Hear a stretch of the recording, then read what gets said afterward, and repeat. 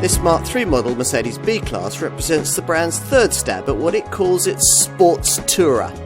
As for what exactly one of those might be, you can get a feel for the answer at first glance. Here's a car that's clearly more practical and versatile than a Golf or Focus-sized family hatch, but not as frumpy and high-set as a 5-seater C-Max or Scenic-like mid-sized MPV. It's the Mercedes take on compact, upwardly mobile motoring for a compact, upwardly mobile family. Like its A-Class showroom stablemate, the B-Class has been getting progressively more sporty as model generations have come and gone, which is another of the reasons why Mercedes wants to position it as a sports tourer rather than an MPV. It certainly doesn't drive like an ordinary people carrier, thanks in part to the stiffer, more sophisticated MF-A2 platform used with this third generation model. Body rolls kept well in check, and you're favoured with prodigious grip that's impressively untroubled by mid-corner bumps.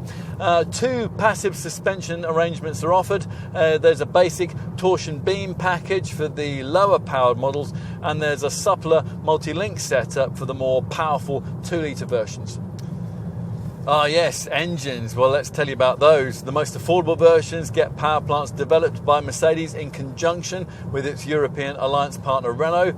As before, there is a 116 horsepower 1.5 litre diesel for the popular B180D derivative, or a couple of more recently developed 1.3 litre petrol units, either the 136 HP engine fitted to the base B180 or the 163 HP B200, which features cylinder deactivation technology. And that's enough to help this particular B-Class deliver reasonable efficiency figures, up to 46.3 mpg on the combined cycle and 126 grams per kilometre of CO2 with the 7G DCT automatic that most buyers will want. You have to have this self-shifter if you go for either of the 2-litre petrol models, the 190 HP B220 4MATIC and the 224 HP B250. Here though, we've opted to test the 2-litre diesel, which only comes mated to its own 8-speed auto gearbox. It's available either in the 150 HP B200D variant we're trying today, or in a top B220D 190 HP state of tune.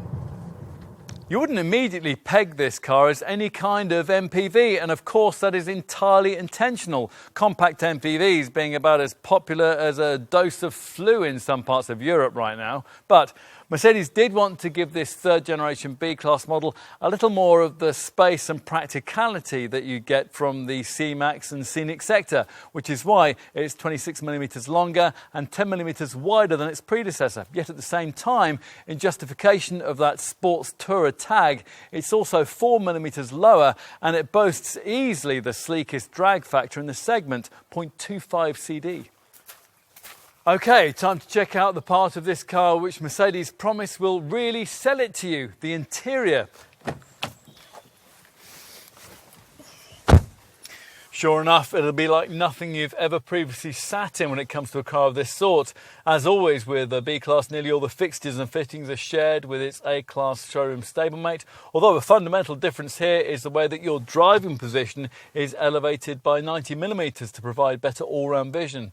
Instead of the usual cowled instrument binnacle, two elongated square colour TFT screens are provided, one for the centre dash infotainment system and the other for the dials that you view through this sophisticated 3-spoke multifunction steering wheel. Now these monitors are both 7 inches in size as standard, but they can be upgraded, as they have been here, to 10.25 inches if you pay extra. The central one is your main interface for the brand's new MBUX, Mercedes-Benz User Experience Multimedia System, which includes hard disk sat-nav and the brand's latest, but sometimes rather frustrating, Hey Mercedes voice control system. Aside from connectivity, the trimming is classy, and although material quality isn't class leading, it's all put together in a way that really raises the bar for interiors in this segment. Now let's move to the rear seat. There's no more legroom than there was with the previous generation model, although to be fair, provision for that isn't too bad. What will make a huge difference though is if you swap out the standard fixed rear bench that we've got here for the optional sliding back seat, which can be pushed fore and aft over a range of 14 centimetres. Let's finish with a look at the boot. Now the standard powered tailgate rises to reveal a 455 litre capacity. That's a fraction less than the previous generation model provided, but it'll be a very usable space, particularly if, instead of the fixed rear bench we have here, you've opted for the sliding rear seat we mentioned earlier.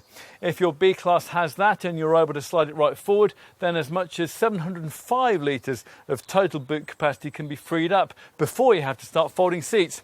Now, talking of folding seats, with the standard bench fitted, you have this flexible 40-20-40 split backrest arrangement.